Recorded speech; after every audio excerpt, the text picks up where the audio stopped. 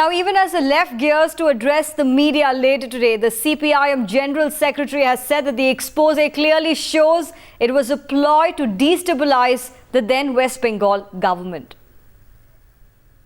The arms dropping in Purulia was done with the aim of destabilizing the left front government.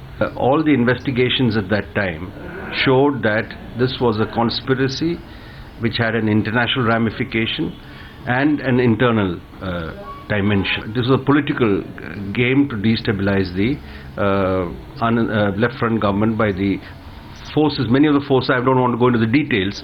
The government of India has to explain why, when the British intelligence informed them about this arms drop, which has been confirmed by Peter Bleach, why they did not act to stop it.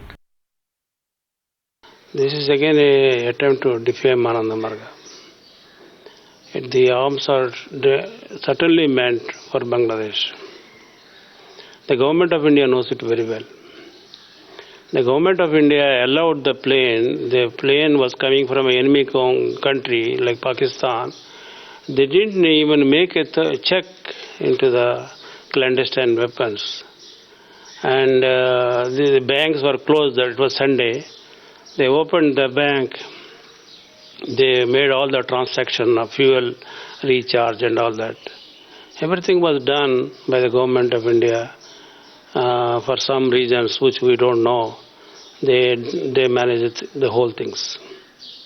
The government of India should come and explain why they did all these things. Kalaikunda Air Base in near Kharagpur, the radar was closed.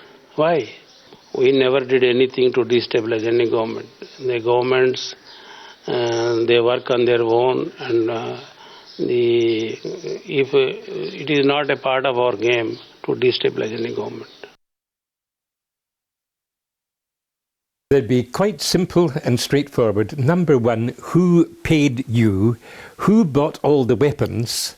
Who arranged it all? Who paid for it? Who was it? Was it an organisation? Was it an individual? Was it a government department? Was it anything to do with the West or with India? I would just love to know who actually... Now, if we knew the answer to that, that would help. And the second thing we just must ask Mr. Davey is, how did you get away? When the Indian troops surrounded you all, how did you manage just to walk away and go into a car and be driven away? And who provided that car and the driver? I would love to know that.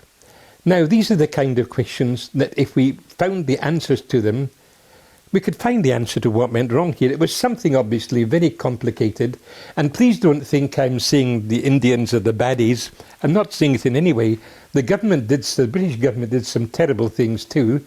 And if they'd only admit it, then we might get round to some truth. I think that's the problem I found in my 41 years in politics.